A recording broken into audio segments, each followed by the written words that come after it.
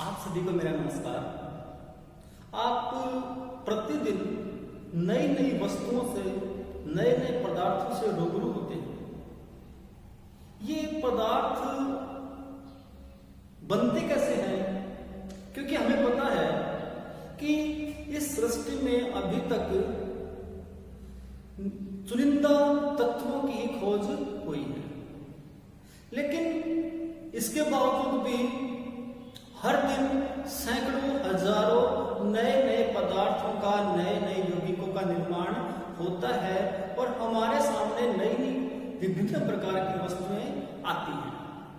तो ये जो विभिन्न प्रकार की जो वस्तुएं हैं, ये विभिन्न पदार्थों से मिलकर के बनती हैं।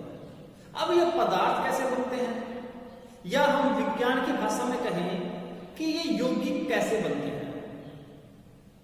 तो मैं आपको बता दूं कि जो ये यौगिक है, ये जो प्रकृति में विद्यमान धातु और अधातु है, उनके आपस में विभिन्न अनुपातों में मिलने से ही बनते हैं।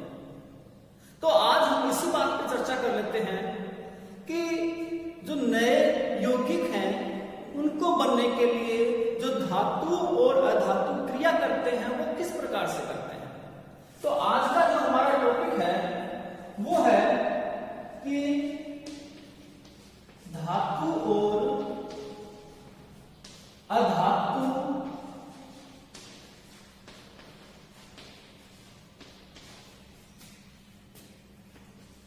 की अभिक्रिया।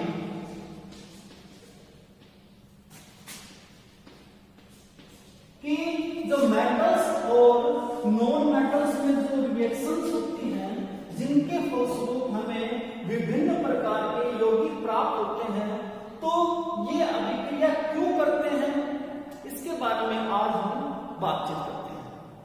जैसा कि आपको पता है कि हमारी प्रकृति में जितने भी एलिमेंट्स हैं, उनको हम तीन भागों में बांट सकते हैं।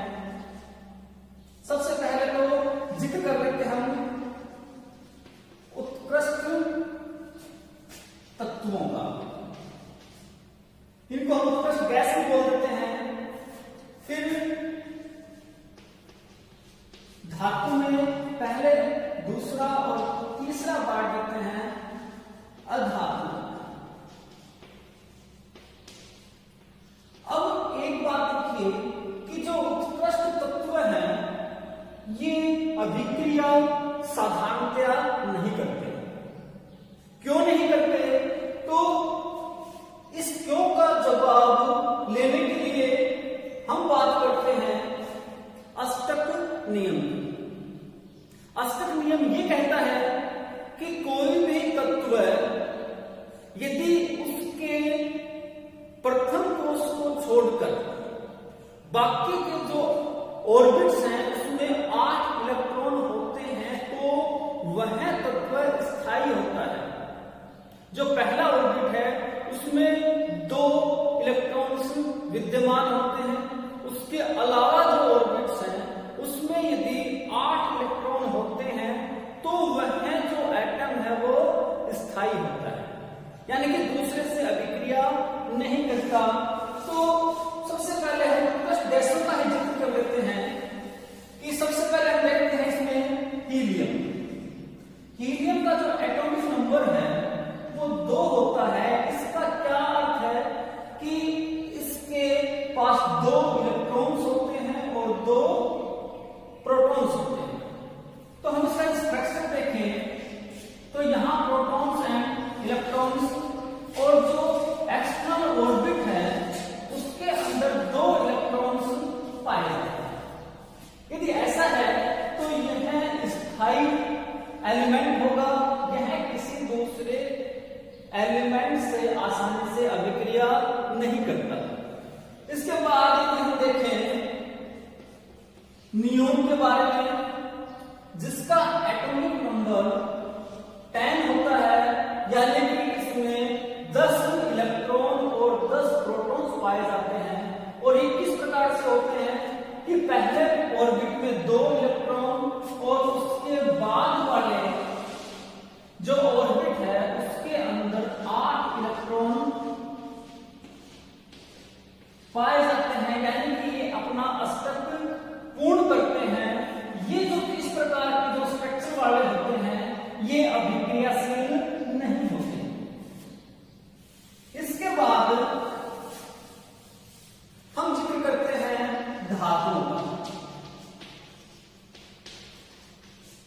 यदि हम बात धातुओं की करें तो इसमें यदि हम एग्जाम्पल लेते हैं तो सबसे पहले हम सोडियम का एग्जाम्पल लेते हैं जिसका एटॉमिक नंबर 11 है, यानी कि इसमें 11 प्रोटॉन और 11 इलेक्ट्रॉन पाए जाते हैं। और वो किस प्रकार से होते हैं एटम के अंदर कि जो इसका न्यूक्लियस है उसमें प्रोटॉन और न्यूट्रॉन्स होते हैं, जबकि जो ऑर्बिट्स होते हैं, पहला ऑर्बिट जिसको के का नाम देते हैं उसमें 2 इलेक्ट्रॉन पाए जाते हैं। इसके बाद बचे हुए इलेक्ट्रॉन्स एन ऑर्बिट में जाते हैं और इसमें 8 इलेक्ट्रॉन व्यवस्थित रूप से हो जाते हैं।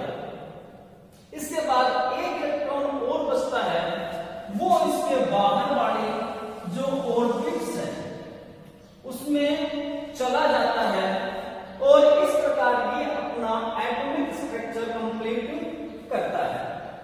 लेकिन यहां जो अस्तिक रूप है उसके अनुसार इनका जो एनर्जी लेवल है वो इस प्रकार से होता है कि ये जो एटम इस स्ट्रक्चर के रूप में स्थायी नहीं होता है, तो क्या करता है कि ये एक इलेक्ट्रॉन त्याग देता है, क्योंकि अष्टक पूरा करने के 2 तरीके हो सकते हैं, या तो एक इलेक्ट्रॉन का त्याग करे या 7 इलेक्ट्रॉन्स को ग्रहण करे। अब 7 को लेना ज्यादा मुश्किल होता है, इसीलिए ये एक को त्याग कर देता है और त्याग करने से इसके पास प्रोटॉन्स ज्यादा हो जाते हैं और ये सोडियम आयन का निर्माण करता है और इस प्रकार ये कैटायन बन जाता है Na+ सोडियम धन आयन का निर्माण होता है। हम और भी एग्जाम्पल ले सकते हैं धातुओं का, चाहे मैग्नीशियम लेते हैं तो उसमें क्या होता है कि जो एटॉमिक नंबर 12 हो जाता है, बाहरी ऑर्बिट में 2 इलेक्ट्रॉन बचते हैं, जो दोनों इलेक्ट्रॉन बाहर निकल जाते हैं और मैग्नीशियम डबल धनायन बन जाता है। लेकिन हम शॉर्ट में समझते हैं। इसी प्रकार यदि हम अधातुओं का जिक्र करते हैं और इसको समझने के लिए हम एग्जाम्पल लेते हैं क्लोरीन का। क्लोरीन का जो एटॉमिक नंबर 17 होने के कारण इसमें 17 प्रोटॉन होते हैं और 17 ही इलेक्ट्रॉन्स पाए जाते हैं। और किस प्रकार से होते हैं तो हम देखते हैं कि इसके नाभिक के अंदर प्रोटॉन और इलेक्ट्रॉन्स हो गए, माफी चाहूंगा, प्रोटॉन्स और न्यूट्रॉन्स हो गए, जबकि जो पहला ऑर्बिट है उसके अंदर 2 इलेक्ट्रॉन, बाकी बचे हुए इलेक्ट्रॉन्स इसके बाहर वाले ऑर्बिट में, तो यहां 8 इलेक्ट्रॉन हो गए, 8 और 2 10 इलेक्ट्रॉन हो गए। अब हमारे पास 7 इलेक्ट्रॉन बच गए। ये जो 7 इलेक्ट्रॉन है ये थर्ड ऑर्बिट यानी कि एम ऑर्बिट में चला जाएगा। देखते हैं कि पहले जो ऑर्बिट है के, एन और एम ऑर्बिट में चला जाएगा तो यहां इसके 7 इलेक्ट्रॉन्स स्थित हो जाएंगे। अब अस्टक नियम के अनुसार इसको अपना जो बाहरी ऑर्बिट है वहां पर 8 इलेक्ट्रॉन पूरे कर लेंगे, तो या तो 7 इलेक्ट्रॉन का त्याग करे या फिर 1 इलेक्ट्रॉन ग्रहण करे। तो इसके लिए आसान में होगा कि 1 इलेक्ट्रॉन किसी बाहर से किसी दूसरे धन आयन से 1 इलेक्ट्रॉन अपने पास ले ले। इस प्रकार इसके पास इलेक्ट्रॉन्स की संख्या 18 हो जाती है और प्रोटॉन्स की संख्या 17 बचती है। तो जो इस प्रकार का जो एटम है वो एक आयन के रूप में काम करता है और इस तरह से हमारे क्लोरीन आयन या क्लोरीन एनायन का निर्माण होता है। अब देखिए, जब ये सोडियम और क्लोरीन आयन एक दूसरे के पास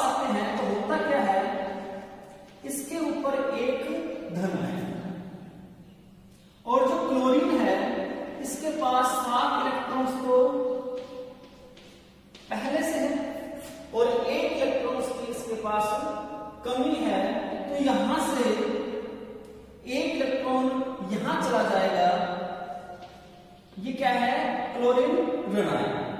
तो यहां से एक इलेक्ट्रॉन यहां जाने के उपरांत क्या होगा कि इन दोनों के जो सामंजस्य है, तालमेल वो अच्छा बैठ जाता है और एक स्थायी तत्व का निर्माण होता है NaCl।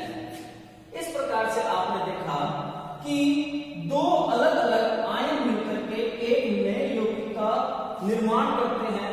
अतः हम संक्षेप में ये कह सकते हैं कि धातु और अधातुओं के जो आयन हैं वो आपस में एक दूसरे से आकर्षित होकर विभिन्न प्रकार